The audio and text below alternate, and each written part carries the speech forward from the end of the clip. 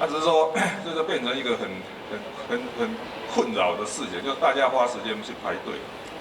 那所以，像我这种人是非常强调 SOP、强调效率的人哦，我就实在是当时就看那一大人在排队买口罩就受不了了。我说台湾资通讯这么发达，你知道哈，而且现在我们都可以在药局这样卖口罩，那整个用自动贩卖机把它做起来不就好了吗？有的手势，让我们共同为台湾的防疫工作努力打气，也呼应今天的记者会，中央台北科技防疫，台湾加油！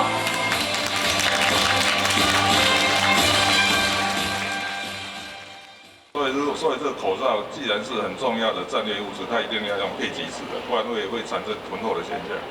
所以在现阶段哦，在疫情还没有结束之前哦，口罩要管制的贩售哦，我想这是应该的。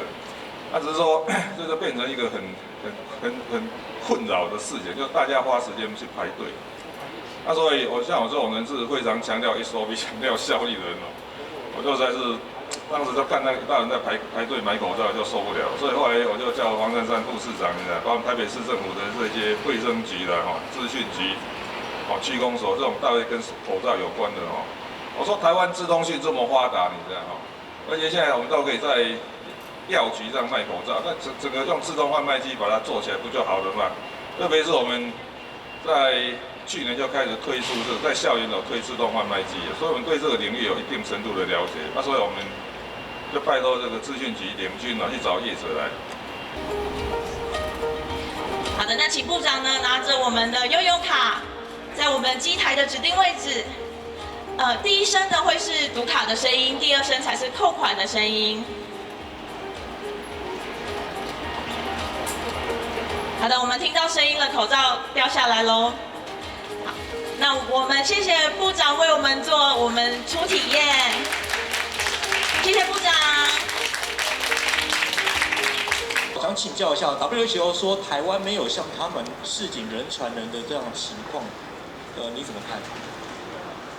我想大概外交部也会有正式的回应哈，但是我们那时候是把我们收集到的情报跟 WHO 来做报告。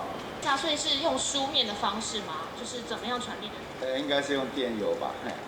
会考虑公布电邮吗？我们看时机会来公布相关的电邮。的问题哦。市长，你3天前有特别提到，就是对于欧美跟大陆移入的那个人，应该要用同样的标准，但是呢，现在呢，武汉回来的还是要用类包机的模式。那你之前有提到说不要政治凌驾专业，那现在指挥官就在旁边，有没有话想要对他说？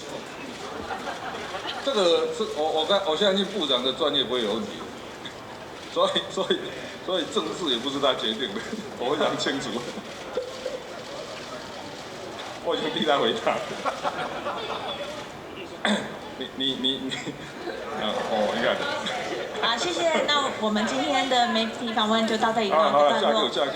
好，谢谢各位媒体朋友不要回答这种今天的莅临。鲨鱼的题目啊，就算了。